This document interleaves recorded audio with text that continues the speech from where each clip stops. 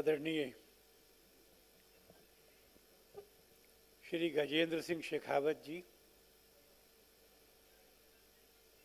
और वो आदरणीय इसलिए भी हैं कि देश के प्रत्येक छोटे बड़े घर में नल का जल पहुंचाने का संकल्प पूरा करके दिखा रहे हैं। गांव की झोंपड़ी पक्के घर में बदल जाए, उसमें बिजली हो, जल हो, शौचालय हो, गैस हो, ये अंत्योदय है और ये अंत्योदय देश में साकार हो रहा है। श्री लक्ष्मी नारायण गोयल जी, माधवेंद्र जी, श्री राजेश गोयल जी, बहन अलका मित्तल जी और दिल्ली के सब संभ्रांत लोग जो यहाँ आए हैं। बहुत वर्षों से मैं एकल के बारे में सुनता था। जो सुनता था उससे मेरे मन में आदर भी होता था। एक छोटा चित्र भी बनता था कि काम कितना बड़ा है, कितना अच्छा है। बाद में मुझे कुछ समय के लिए विश्व हिंदू परिषद ने एकल से संबंध रखने का काम दिया। मुझे लगा कि मैं देख कर आऊं। मैं और मेरी पत्नी झारखंड के करंजो के रिसोर्स सेंटर में गए, 5 दिन का समय लेकर गए। हमारे लिए अच्छा हुआ कि नरेश जैन जी ने कहा कि वो भी पूरा समय साथ रहेंगे। और वो जो प्रत्यक्ष साक्षात्कार हुआ काम का, वो मेरी कल्पनाओं से बहुत बड़ा था।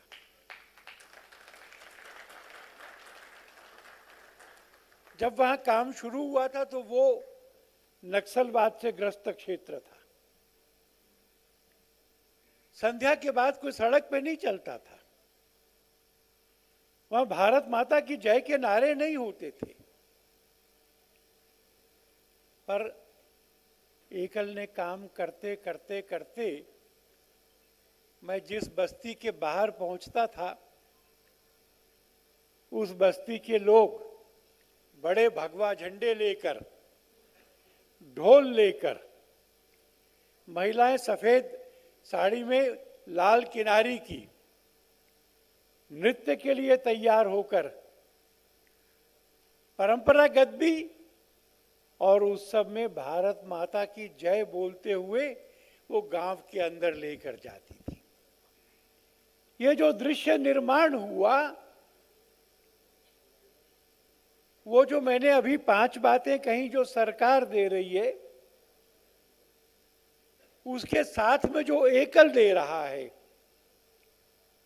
शिक्षा, संस्कार, स्वावलंबन, उसके कारण हुआ था। मैं उस रिसोर्स सेंटर में देखा मैंने, अच्छी डेयरी क्या होती है ये ध्यान कराने के लिए वहां अच्छी डेयरी चलती है। वहां खेती का बड़ा क्षेत्र है, वो सारा ऑर्गेनिक होता है। गाय के दूध, गाय के गोबर से, गोमूत्र से पेस्टिसाइड्स बनाना, खाद बनाना, अच्छी खेती करना और उस खेती को रिसोर्स सेंटर के रूप में आसपास के सब गांवों तक पहुंचा देना, ये उन्होंने सफलता से किया है। एक गांव में एक पेड़ के नीचे हम लोग बैठे थे। उस गांव के छोटे बच्चे शिक्षिकाओं के साथ नाच रहे थे। गिनती जो है 1 से 10 तक, उसके गाने पर नाच रहे थे। सबको आनंद आ रहा था और उनको वो सब सीखने में कोई बोझा भी नहीं हो रहा होगा। जिनके घर हम भोजन के लिए गए, उनके घर में ज्यादा जगह नहीं थी, पर बोरों में और बड़े पात्रों में मिट्टी भर के उन्होंने बहुत सारी चीजें अपने छत पर उगा रखी थी। अपने मित्रों को बांटने के बाद भी मौसम में बच जाती है, ये उन्होंने कहा। ऐसे अनेक दृश्य मैंने देखे। बहुत गर्मी थी। उस गर्मी के बीच में एक गांव में मैं गया तो बस खड़ी थी। बस के अंदर गया, वो कंप्यूटर सेंटर है। गांव के बच्चे आते हैं, कंप्यूटर सीखते हैं, आधुनिक शिक्षा प्राप्त करते हैं, संस्कार करते हैं और अपने जीवन को योग्य और आदरणीय ढंग से जीने का साधन बनता है। इस सबको मैंने प्रत्यक्ष देखा। अभी अभी हमने एक 62 करोड़ का चेक हाथ में लिया था। दिल्ली के श्रीमंत लोग भी यहां हैं, पर ये सब चमत्कार करने वाले लोग, इसमें दोनों तरह के लोग शामिल हैं। मंच पर माधवेंद्र जी विराजमान हैं। मैं झारखंड गया तो मुझे कहा कि यहां का काम लल्लन जी देखते। मैं माधवेंद्र जी के भी घर गया हूं लखनऊ में, लल्लन जी के भी घर गया हूं। वो चौकीदार और कुत्ते वाला घर नहीं है। मैंने ये बात इस बात के लिए कही कि एक मध्यम वर्गीय परिवार, आर्थिक दृष्टि से सहज साधारण परिवार, 2-3 कमरों का घर, स्टैंडर्ड ऑफ लिविंग की दौड़ में बहुत सारी चीजें इकट्ठी करने का कोई शौक नहीं दिखता। अपने जीवन को एक सामान्य व्यक्ति की तरह जीना, अपने परिवार के लिए न्यूनतम साधन जुटाने भर करना और बाकी सारा समय एकल की तपस्या में लगाना, ये मैंने उन दोनों घरों में देखा।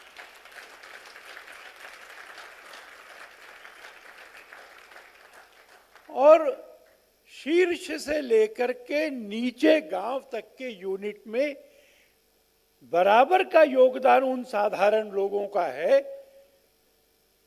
जिन्होंने स्टैंडर्ड ऑफ लिविंग की दौड़ की ओर पीठ करके जितनी जरूरत है उतना हम कमा के घर चला लेंगे, बाकी का सारा समय समाज के विकास में लगाएंगे।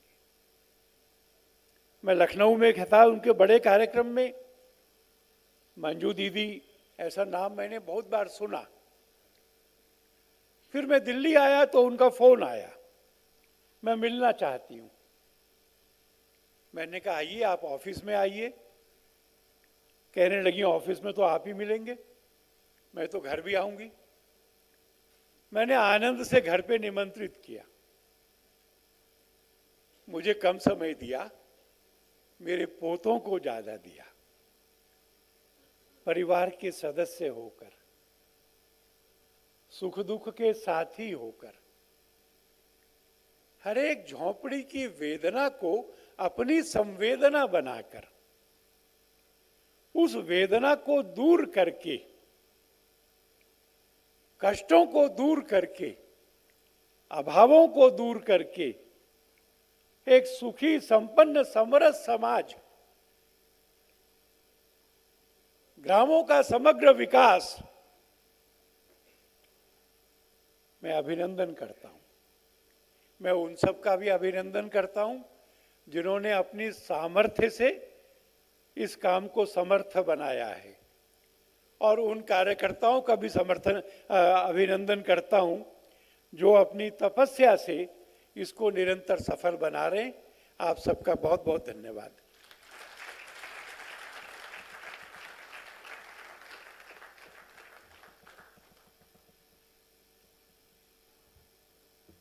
और अब मैं आशीर्वचन के लिए आमंत्रित कर रहा हूं हमारे आज के मुख्य अतिथि श्री गजेंद्र सिंह जी शेखावत, मिनिस्टर ऑफ जल शक्ति, गवर्नमेंट ऑफ इंडिया।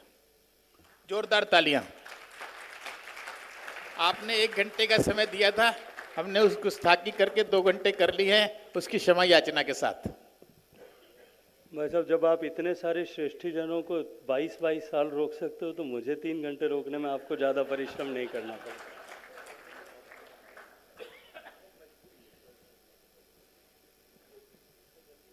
मंच पर आसीन मैं आप सबकी व्यथा की कथा को समझते हुए कि 3 घंटे से आप सब लोग बैठे हैं, इसलिए बहुत लंबी बात नहीं करना चाहता। आज एकल परिवार द्वारा आयोजित ग्रामोत्थान कॉरपोरेट कनेक्ट प्रोग्राम के इस अवसर पर मंच पर आसीन ट्रस्ट बोर्ड के चेयरमैन आदरणीय श्री लक्ष्मीनारायण गोयल जी, मंच पर आसीन दूसरे ऐसे व्यक्ति जिनके व्यक्तित्व पर प्रकाश डालते हुए आदरणीय आलोक जी ने अभी कहा कि जिन्होंने अपना जीवन इस काम के लिए समर्पित कर दिया, ऐसे माननीय माधवेंद्र जी, राष्ट्रीय महामंत्री एकल अभियान, हम सब के लिए मार्गदर्शक के रूप में और एक प्रेरणा की पूंजी के रूप में अपना जीवन को विस्तार देने वाले विश्व हिंदू परिषद के अध्यक्ष माननीय आलोक कुमार जी, मंच पर आसीन भाई श्री राजेश गोयल जी, कार्यक्रम में उपस्थित ओएनजीसी की chairperson and managing director Shrimati Alka Mittal ji, कार्यक्रम में उपस्थित ऐसे सारे लोग, हमारे भारत के समाज में वैदिक काल से लेकर के आज तक जो कुछ देता है, जो कोई भी देता है, उसको देवता के रूप में पूजने की परंपरा की है। हमारे ऋषियों ने, मनीषियों ने इस बात की कल्पना की, न केवल मनुष्यों के लिए अपितु पेड़ यदि हमें ऑक्सीजन देता है, फल देता है, उसे भी उस वृक्ष को भी देव के रूप में पूजना। नदियां और जल स्रोत हमें जीवन प्रदान करते हैं, उनको देवी के रूप में आराधना करना। पहाड़ वनौषधियाँ देते हैं, वृक्ष देते हैं, इसलिए उनकी आराधना करना। कपिला गाय हमें दूध देती है, उसकी आराधना करना। माता पिता जीवन देते हैं, उनके देव रूप में आराधना करना। जो कुछ भी देता है उसे देवता के रूप में, जो कोई भी देता है उसे देवता के रूप में आराधना करना, ऐसा विधान किया गया। और इस राष्ट्र के निर्माण में योगदान करने वाले आप सब देव स्वरूप यहाँ उपस्थित महानुभाव, मैं आप सबका अभिनंदन करना चाहता हूँ। मैं कुछ बात कहूँ उससे पहले संस्कृति, शिक्षा और विकास ऐसे अहम मुद्दों से जुड़े हुए इस आयोजन में, जो राष्ट्र निर्माण की श्रृंखला में एक अभूतपूर्व योगदान कर रहा है, मुझे आमंत्रित करने के लिए मैं एकल ग्रामोत्थान फाउंडेशन और विशेष रूप से आदरणीय चुन्नू जिंदल जी का बहुत सारा अभिनंदन करना चाहता हूँ। संसद में मेरे साथी, मेरे सहयोगी अलवर के यशस्वी सांसद आदरणीय महंत बालकनाथ जी ने मुझे फ़ोन किया और कहा कि शायद उनको ऐसा लगता होगा कि मेरा परिवार से रिश्ता कितना गहरा है, ये उनको जानकारी नहीं होगी। उन्होंने मुझे एकल के बारे में जानकारी देते हुए कहा कि ये कुछ अच्छे लोग हैं, अच्छा काम कर रहे हैं और ये अपने कार्यक्रम में आपको निमंत्रित करना चाहते हैं, आपको कार्यक्रम में अवश्य जाना चाहिए। आदरणीय चुन्नू जिंदल जी और उनके सहयोगी साथी जब मेरे पास में आए थे तो मैंने उनसे कहा कि मैं राजनीतिक क्षेत्र में आने के पहले जिस क्षेत्र में काम करने का अवसर मुझे मिला था, मैंने इसी तरह के व्यवस्था के नाते, इसी तरह की रीति और नीति के साथ में मिलकर के लंबे समय तक लगभग 2 दशक तक काम किया है। जैसा अभी आदरणीय आलोक जी का परिचय कराते हुए कहा गया कि भाई साहब की जीवन यात्रा दिल्ली विश्वविद्यालय के छात्र संघ के अध्यक्ष के नाते प्रारंभ हुई थी। मेरा भी सामाजिक जीवन इसी तरह से छात्र संघ के अध्यक्ष चुने जाने के साथ में प्रारंभ हुआ था। अमूमन यदि मैं पिछले वर्षों में, दशकों में छात्र संघ के चुने हुए अध्यक्ष और उसके बाद के उनके जीवन का आकलन करूं तो लगभग सभी लोग राजनीतिक क्षेत्र में आकर के कहीं न कहीं किसी न किसी तरह से राष्ट्र के निर्माण में अपनी भूमिका, अपनी वैचारिक प्रतिबद्धताओं के अनुरूप निभा रहे होंगे। जब छात्र संघ के अध्यक्ष के नाते मेरा टर्म खत्म हुआ था, मेरे पास में भी 2 रास्ते थे। सामान्य सोच और बुद्धि के नाते मुझे भी उसी तरह के लक्ष्य दिखाई देते थे और क्योंकि विचार परिवार के ही एक संगठन का सदस्य होने के नाते उसी की विचारधारा के साथ जुड़ करके छात्र संघ का चुनाव लड़ने के चलते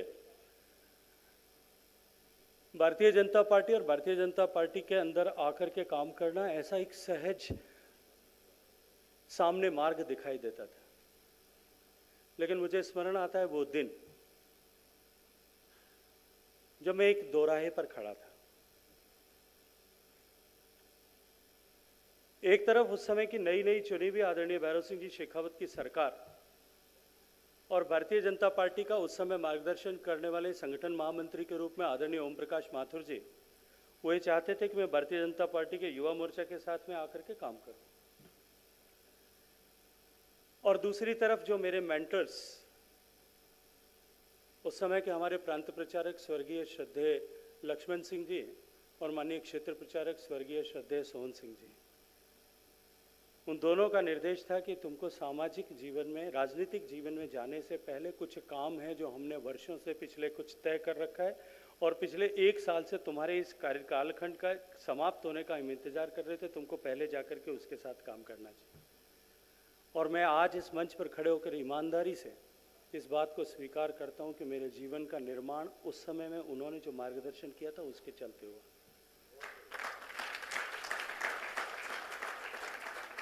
मेरा परिचय करा रहे थे विकिपीडिया में, कहां से भाई साहब ने पढ़ा था पता नहीं, मुझे जानकारी नहीं है। लेकिन वो परिचय सिर्फ इस 2014 की राजनीतिक यात्रा के बाद में जो कुछ आयाम बने हैं उसके तक ही सीमित था। और मैं व्यक्तिगत रूप से यदि मेरे परिचय का कोई करे तो मैं इस बात में ज़्यादा प्रसन्नता महसूस करता हूं कि मैंने जो पिछले छात्र संघ के राजनीति और उसके बाद में इस वर्तमान राजनीति के बीच का जो कालखंड था वो मेरे जीवन का स्वर्णिम काल था, गोल्डन पीरियड था, मेरे उत्कर्ष का कारक भी था। क्योंकि आप सब लोग इस विषय से जुड़े हैं, एकल विद्यालय से, इसलिए मैं आप सबके सामने ये चर्चा कर रहा हूं, वरना न तो आवश्यकता थी और न प्रासंगिक भी था। मैं पश्चिमी राजस्थान से आता हूं, जैसलमेर में मेरा जन्म हुआ और लगभग सारी शिक्षा, स्कूल की शिक्षा को छोड़ करके बाद में जोधपुर विश्वविद्यालय में जोधपुर में हुई। राजस्थान जो हमारे देश का कुल पाकिस्तान के साथ में लगती हुई हमारी जो सीमा है 3000 से भी ज्यादा किलोमीटर की, उसकी 1/3 सीमा जो है वो राजस्थान धारण करता है। और राजस्थान में उस 1/3 सीमा रेखा पर, क्योंकि density of population Jaisalmer, Barmer और बीकानेर और गंगानगर, इन 4 जिलों में से अगर मैं गंगानगर को छोड़ दूं तो बहुत कम है। और 1992-93 के बाद के समय की जब मैं आप सबके साथ में चर्चा कर रहा हूं, आज जब जैसलमेर का डेंसिटी ऑफ पॉपुलेशन पर स्क्वायर किलोमीटर 17 है, उस समय में 6-7 के आसपास हुआ करता था। 1947 में देश का एकाएक विभाजन हुआ और जो उस समय की प्रिंसली स्टेट्स थी, उनकी बाउंड्रीज के अनुरूप हमारे देश की बाउंड्री तय हो गई। पश्चिमी राजस्थान में दुर्भाग्य से कोई भी सीमा रेखा नहीं थी, न कोई पहाड़ था, न कोई नदी थी, कोई नेचुरल बाउंड्री नहीं थी। सिंध और जैसलमेर इन 2 प्रांत और सिंध और मारवाड़, जोधपुर प्रांत, जोधपुर प्रिंसली स्टेट्स, इन 2 के सीमाओं के बंटवारे के साथ में वो हमारे देश की सीमा रेखा बन गई। यकायक एक ही भौगोलिक परिवेश में रहने वाले सीमा के उस पार और इस पार के लोग पराये मुल्क के निवासी हो गए। और क्योंकि वो दोनों ही क्षेत्र एक ही परिवेश में रहते थे, एक ही साथ रहते थे, उनके नैसर्गिक रूप से आपस में एक दूसरे के संबंध, संपर्क के साथ साथ में रिश्तेदारियां भी थी। किसी की माँ वहां से थी, किसी की बेटी वहां थी, किसी की बहू वहां से आई थी, किसी की बहन उस तरफ भी आई थी, दोनों तरफ इसी तरह की परिस्थितियां थी। लेकिन एकाएक सीमा रेखाएं खिंच जाने के बाद भी 1965 के दशक तक कोई भी भौगोलिक स्तर पर कोई परिवर्तन नहीं आया था। लोग बड़े सहजता के साथ में आते और जाते भी थे। 65 की लड़ाई के बाद में कुछ हलचल शुरू हुई, क्योंकि उससे पहले तक तो वहां किसी तरह की सिक्योरिटी फोर्स भी नहीं हुआ करती थी। 71 की लड़ाई के बाद में कुछ जब कटुताएं बढ़ी, उसके बाद में बॉर्डर सिक्योरिटी फोर्स का जो है इरेक्ट किया गया। लेकिन बॉर्डर पोस्ट के बीच में 40-40, 50-50 किलोमीटर की दूरियां होती थी और सुनसान रेत के धोरे जिनमें कौन आया और कौन गया, इसको मिट्टी, उड़ती हुई मिट्टी के साथ में, शिफ्टिंग सैंड ड्यून्स के साथ में जान पाना लगभग असंभव था। और ये जो पूरा रूट है, ये ट्रेडिशनली सेंचुरी से भी ज्यादा समय से सिल्क रूट का हिस्सा हुआ करता था। पर्शिया से लेकर के सुदूर पूरब से भारत में कारपेट से लेकर के, ड्राई फ्रूट से लेकर के बहुत सारी चीजें उस रूट से आती थी और भारत से मसाले और अन्य सामग्री उधर जाती थी। सिल्क रूट का हिस्सा होने के बाद में, आजादी के बाद में भी ये ट्रेड निरंतर लगभग लीगल इलीगल तरीके से वहां चलता रहा। लेकिन दुर्भाग्य से, क्योंकि वहां की परिस्थितियां ऐसी थी कि सीमावर्ती क्षेत्र पर कुल 17 तहसीलों में से 12 में मुस्लिम बाहुल्य था और उसके चलते धीरे धीरे वहां दो तरह की गतिविधियां हुई। एक रेडिकलाइजेशन के लिए वहां पे काम शुरू हुआ और दूसरा भारत विरोधी गतिविधियां, तस्करी और अन्य चीजों का केंद्र वो क्षेत्र बनने लगा। और 90 का दशक आते आते चुनौती बहुत गंभीर हो गई थी। सारा पाकिस्तान मिलिटेंसी के दौर का हथियार जो है उसी मार्ग से आया था और इसके अतिरिक्त भी नशीली दवाओं की खेप का आना, भारत से एसिटिक एनाइड्राइड का जाना, उधर से बन करके हेरोइन बन करके आना, ये बिल्कुल निरंतर ये क्रम चल रहा था। और उसके कारण से, उसके चलते वहाँ की इकोनॉमिकल सिचुएशन भी बदली और उसके कारण से सोशल जो है कंडीशंस भी वहाँ बदल गई थी।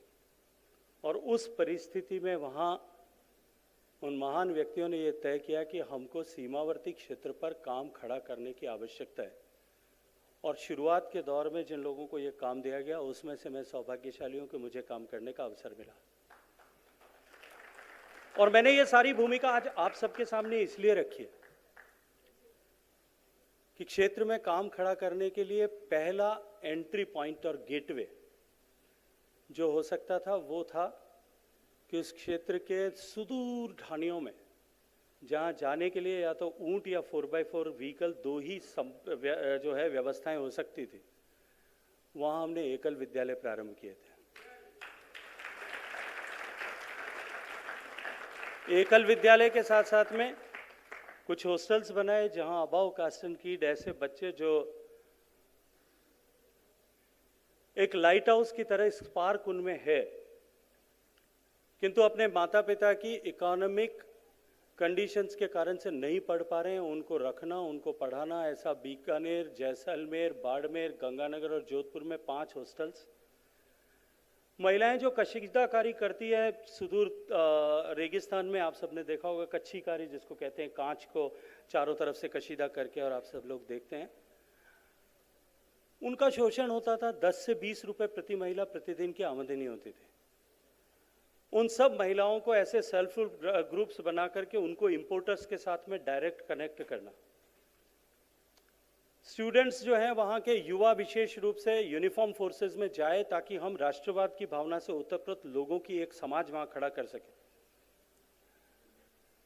इस दृष्टिकोण से वहाँ उनके लिए कैंप्स ऑर्गेनाइज करना, स्पोर्ट्स एक्टिविटीज करना। और उस पश्चिमी राजस्थान में क्योंकि पशुपालन आजीविका का सबसे बड़ा साधन है और अकाल उस क्षेत्र का सहोदर है, उस क्षेत्र के साथ में, क्षेत्र की माँ के गर्भ से साथ ही जन्मा है, सगे भाई के रूप में। अकाल निरंतर 5 में से, अगर मैं 70 साल की यात्रा 75 साल की बात करूं तो लगभग 60 साल किसी न किसी रूप में अकाल रहा होगा।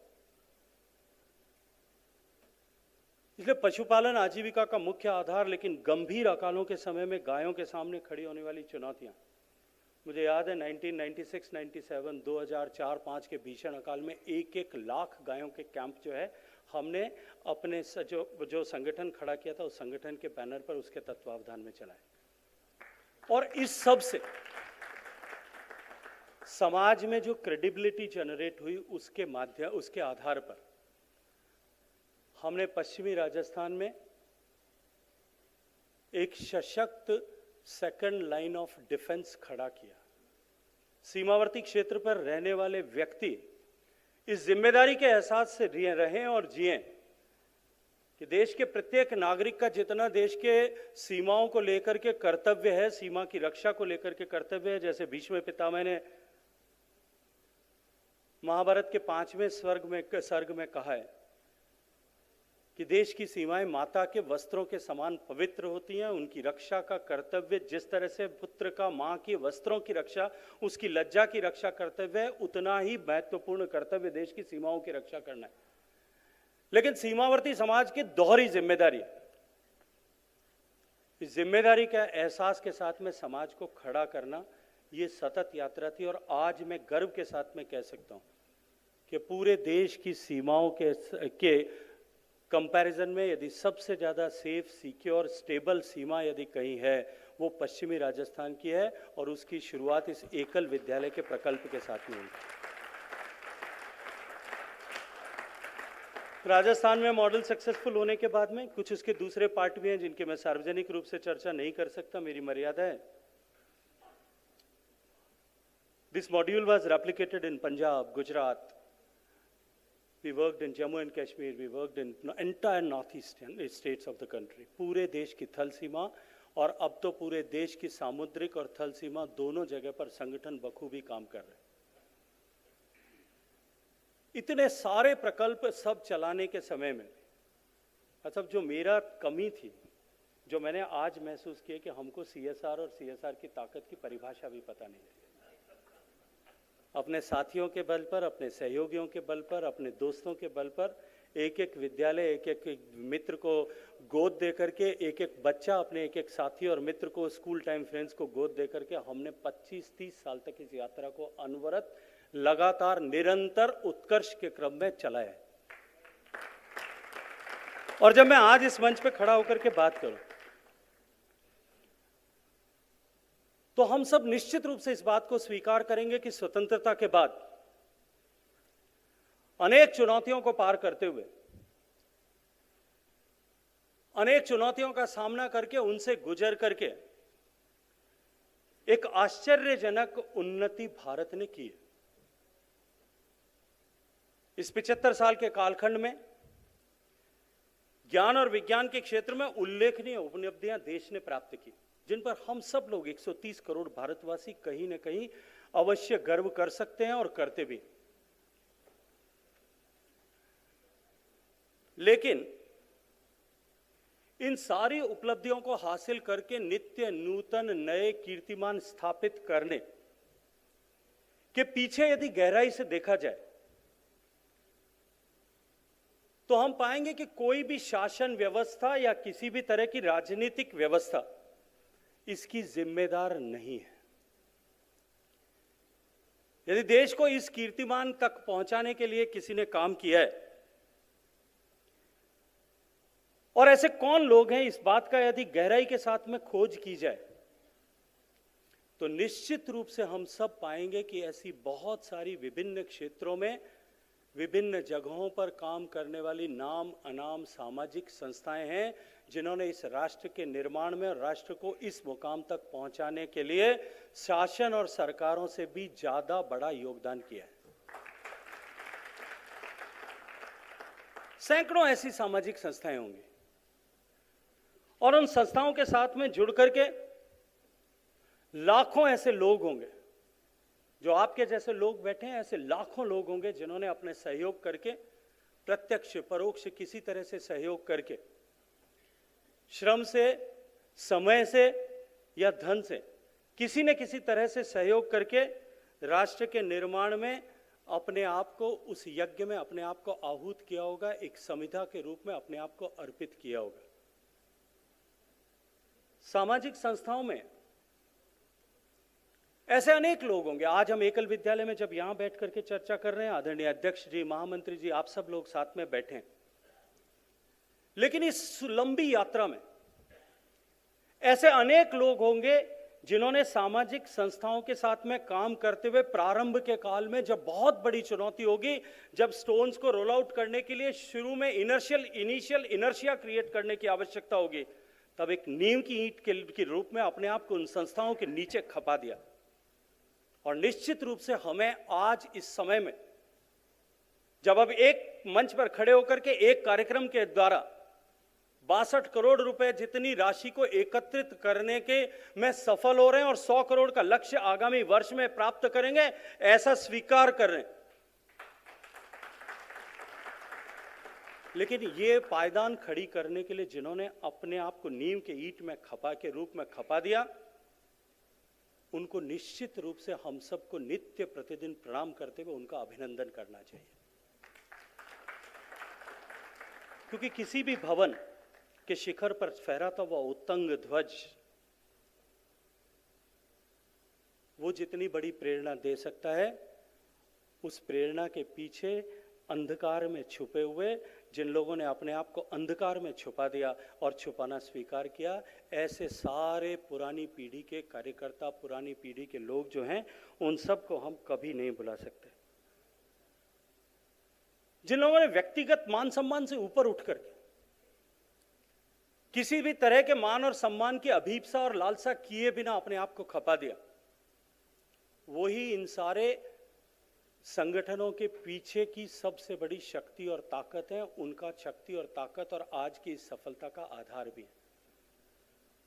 क्योंकि मैंने सामाजिक संस्था के साथ में काम किया है, इसलिए मैं अपने व्यक्तिगत अनुभव से यह बात कह सकता हूं कि सामाजिक संस्थाओं के साथ में काम करना एक तलवार की धार पर चलने के बराबर है। क्योंकि आपको अपनी व्यक्तिगत प्रामाणिकता को बनाए रखना, व्यक्तिगत निष्ठा को बनाए रखना और जो कुछ भी मिला है उसके साथ में देने वाले की अपेक्षा, उस देवता की अपेक्षा के अनुरूप न्याय करना, उस अपेक्षा के अनुरूप आचरण और व्यवहार करना, तमाम तरह की आलोचनाओं, चुनौतियों और विपरीत परिस्थितियों का सामना करते हुए भी उस ध्येय मार्ग पर अटल बने रहना, ये निश्चित रूप से एक बहुत बहुत बड़े यज्ञ और पुनीत कर्म के बराबर है। हम सब में से बैठे हुए सारे लोगों ने किसी न किसी रूप में इस यज्ञ में अपने आप को आहूत किया है। मैं इसके लिए जो कोई भी इस यात्रा में साथ चले होंगे, शायद कहीं बिछड़ गए होंगे, अब तक साथ चल रहे होंगे या आने वाले समय में हमारे साथ चलेंगे, मैं उन सब का भी इस अवसर पर अभिनंदन करना चाहता हूं। मित्रों, जैसा हम सब जानते हैं कि आज हमारा देश इस 75 साल के कालखंड में आकर के उस मुकाम पर खड़ा हुआ है। अभी हमने हाल ही में आजादी के 75 साल पूरे होने का अवसर पर हम सब ने उल्लास के साथ में अपने घर पर तिरंगा ध्वज फहराया हो। एक व्यक्ति के जीवन में 75 साल का कालखंड बहुत बड़ा समय होता है, जब वो अपने जीवन के 3 प्रमुख आयाम, बाल्यकाल, गृहस्थ और वानप्रस्थ, ये 3 चीजों को पूरा करके चौथे सन्यास की तरफ जाने को उद्धृत होता है। एक संस्था के जीवन में 75 साल का कालखंड भी शायद एक साइजेबल टाइम होता है, लेकिन एक देश, और देश भी जब वो भारत जैसा देश जिसका लाखों वर्षों का इतिहास हो, जिसकी लाखों वर्षों से अनवरत गंगा की धारा की तरह बहती हुई संस्कृति हो,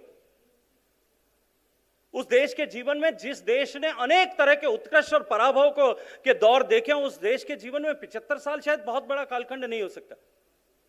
लेकिन इस बदलते हुए वैज्ञानिक युग में जब परिवर्तन की गति जो है वो इतनी बड़ी, इतनी तेज हो गई है कि जो परिवर्तन शताब्दियों में होता था वो परिवर्तन वर्षों में होने लगा है, जो परिवर्तन जो है वो दशकों में होता है वो परिवर्तन कुछ महीनों में होने लगा है। इतनी तेज गति से जब समाज बदल रहा है तब निश्चित रूप से ये 75 साल का कालखंड हम सब लोगों के लिए एक ऐसा अवसर अवश्य है कि हम आत्मावलोकन करके अपने पीछे घूम करके देखें कि इस 75 साल में हमने क्या पाया और हम क्या नहीं कर पाए।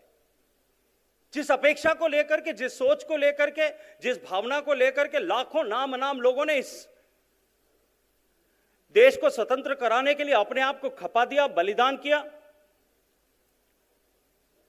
अपना जीवन समर्पित किया या अपनी जवानी समर्पित करके योगदान किया, तमाम तरह की यातनाओं को सहने के बाद में फांसी के फंदे को चूम करके उसको अपने गले में हार के रूप में स्वीकार किया, या बर्फ की शिलाओं पर लेटाने के बावजूद भी या नाखून निकाले जाने के बावजूद भी जो है उफ तकनीक के अपने सिर पे सल नहीं डाला, पाशविक रूप से जो है कोलू में बैल की जगह जोत दिए जाने के बाद में भी जिनका संकल्प क्षीण नहीं हुआ। निश्चित रूप से हम 130 करोड़ लोगों के लिए एक ऐसा अवसर है जब हम इस बात का आकलन करें, इस बात का चिंतन और मनन करें कि उस समय की क्या प्रेरणा थी उनकी, कि जिस प्रेरणा ने उन्हें उनके संकल्प को इतनी कठिन परिस्थितियों और इतनी चुनौतियों के बाद में भी उस प्रेरणा को क्षीण नहीं होने दिया, और वो किस तरह के संकल्प का, किस तरह के भारत की कल्पना उनके मन में थी। और हमें आज इस निश्चित रूप से इस बात का आकलन करना चाहिए कि क्या हम उनकी कल्पना का भारत बना पाए। कोई भी व्यक्ति व्यक्तिगत जीवन में भी, कोई भी संस्था, कोई भी बिजनेस हाउस, कोई भी कॉरपोरेट हाउस, कोई भी देश, कोई भी समाज में काम करने वाली संस्था, यदि इस दृष्टिकोण से अपने जीवन का, अपने दिन का, अपने महीने का, अपने समय का, अपनी उम्र का आकलन करे कि हमने ये सब कुछ किया है, नित्य प्रतिदिन उसकी चर्चा करें कि हमने ये प्राप्त किया है, हमने ये योगदान किया है, this generates the sense of self complacency. आत्ममुग्धता का भाव जो है वो पैदा करता है, और आत्ममुग्धता ठहराव लाती है, ठहराव सड़न लाता है, और सड़न पैदा करती है जो क्षरण की तरफ लेकर के जाते हैं। व्यक्ति को, समाज को, संस्थाओं को, राष्ट्र को नित्य प्रतिदिन अपने आकलन, अपने कर्म का आकलन इस दृष्टिकोण से करना चाहिए। हो सकता है कि मैं जो बात कह रहा हूं मेरा व्यक्तिगत सोच हो सकता है मैं गलत भी हूं, लेकिन नित्य प्रतिदिन इस बात अपने आचरण का, अपने कर्म का आकलन इस दृष्टिकोण के आधार पर करना चाहिए कि मैं क्या कर सकता था जो मैं नहीं कर पाया। और यदि व्यक्ति इस दृष्टिकोण से आकलन करे तो निश्चित रूप से उसे नित्य नूतन एक जो प्रेरणा आगे बढ़ने की मिलती है। हम भी इस दृष्टिकोण से विचार करना प्रारंभ करें, न केवल संस्था के परिप्रेक्ष्य में, अपितु राष्ट्र के परिप्रेक्ष्य में भी हम इस बात का आकलन करने का प्रयास करें कि हमारा देश कहां पहुंचना चाहिए था जो हम नहीं पहुंचा पाए। और मित्रों, ये अवसर हमारी पीढ़ी के पास में, हम सौभाग्यशाली हैं। हमें देश के लिए बलिदान होने की आवश्यकता नहीं है, सिर्फ देश के लिए योगदान करने की आवश्यकता है। और मैं ऐसे सारे लोगों के सामने बैठा हूं जो देश के निर्माण के लिए, योगदान के लिए उद्धृत हैं। मैं आप सबका बहुत सारा अभिनंदन करता हूं। मित्रों, ये एक ऐसा कालखंड है, मैं अगर ये कहूंगा राजनीतिक मंच, और शायद मैं स्वार्थवश ये कह सकता हूं कि हमने पिछले 7 साल में देश को उस पटरी पर चढ़ाया, लेकिन क्योंकि ये राजनीतिक मंच नहीं है इसलिए मैं ये नहीं कहूंगा। पिछले 75 साल की इस यात्रा में, उससे पहले की भी इस यात्रा में शने कदम से कदम आगे बढ़ाते हुए आज हम उस मुकाम पर पहुंचे हैं that our country is undergoing era of transformation. हमारा देश जो है संपरिवर्तन के काल से गुजर रहा है। जब कोई देश, कोई समाज संपरिवर्तन के काल से गुजरता है, वो हमेशा ऐसी परिस्थिति नहीं होती। जब किसी देश में, किसी समाज में, किसी संस्थान में इस तरह का ट्रांसफॉर्मेशन का समय आता है, समय की सीमितता है। मैं भगवान राम के काल से लेकर के आज तक के उदाहरण दे सकता हूं कि जब इस देश में इस तरह का अवसर आया था, और उस अवसर का उपयोग उस समय के समाज ने अगर ठीक से किया था, मैं सकारात्मक और नकारात्मक दोनों ही परिस्थितियां बनी होंगी, उस चुनौती का लाभ लेकर के उस समय हम परिवर्तन कर पाए या चूक गए, उस दोनों तरह के उदाहरण मैं दे सकता हूं। लेकिन समय की मर्यादा का पालन करते हुए मैं सिर्फ इतना उल्लेख करना चाहता हूं कि वो ट्रांसफॉर्मेशन का दौर जब कभी कभी आता है, हम सौभाग्यशाली हैं कि हमें उस दौर में जीने, काम करने का अवसर मिला है। मैं दीवार पर लिखा हुआ पढ़ सकता हूं कि देश बदल जाएगा। जिस रास्ते पर देश चल पड़ा है, निश्चित रूप से भारत बदल जाएगा। निश्चित रूप से भारत जो है आने वाली शती में दुनिया के समर्थ, शक्तिशाली, संपन्न, समृद्ध देशों की पंक्ति में जाकर के खड़ा होगा। और माननीय प्रधानमंत्री जी ने अभी हाल ही में 15 अगस्त को अपने भाषण में कहा कि अब भारत को विकसित राष्ट्र बनने से कम का कोई संकल्प स्वीकार्य नहीं है। हम उस दौर में आकर के खड़े हो गए। कालावधि थोड़ी लंबी या छोटी हो सकती है, वो हमारे आचरण और व्यवहार पर निर्भर करेगी। और जब मैं हमारे कह रहा हूं तो इस देश के 130 करोड़ लोगों के आचरण और व्यवहार पर निर्भर करेगी। लेकिन जिस रास्ते पर हम चल पड़े, निश्चित रूप से भारत जो है उस मुकाम तक, उस लक्ष्य तक पहुंचेगा। लेकिन जब कोई भी समाज, संस्था या राष्ट्र इस तरह के संपरिवर्तन के दौर से गुजरता है, तब उस समाज में जो सबसे समर्थ हैं उनकी जिम्मेदारी उतनी ही ज्यादा बड़ी होती है। और मैं ऐसे समर्थ लोगों के बीच में खड़ा होकर के बात कर रहा हूं। इसलिए मैं आप सबसे आग्रह करता हूं कि इस समय में जो कुछ भी योगदान हम कर सकते हैं, जिस किसी भी भूमिका में हम काम कर रहे हैं, उस भूमिका में काम करते हुए हम इस लक्ष्य के साथ में, इस सोच के साथ में, इस स्पष्ट संकल्प के साथ में काम करें कि मैं जो कुछ भी कर रहा हूं इस राष्ट्र के लिए कर रहा हूं और अगले 25 साल में देश को उस मुकाम तक पहुंचाने के लिए, उस लक्ष्य को हासिल करने के दृष्टिकोण के साथ में कर रहा हूं। मैं विश्वास के साथ में कहता हूं कि ये परिवर्तन का, ये ट्रांसफॉर्मेशन का चक्र घूमने लगा है। इसकी गति को बढ़ा करके हम इस 25 साल के कालखंड को भी और छोटा कर सकते हैं।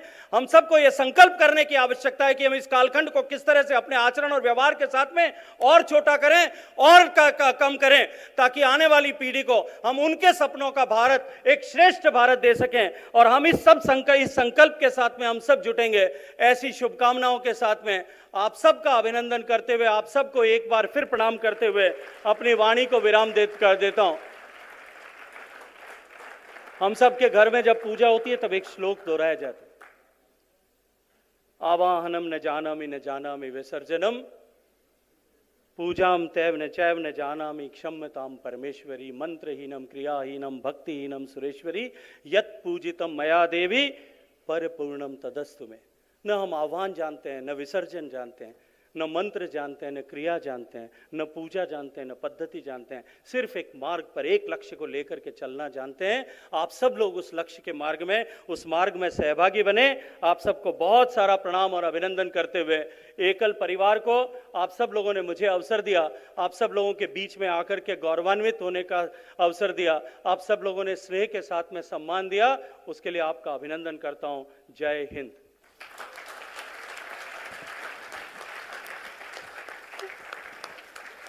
स्टैंडिंग ओवेशन तो बनता है, एक एक शब्द प्रेरणा का स्तोत्र था।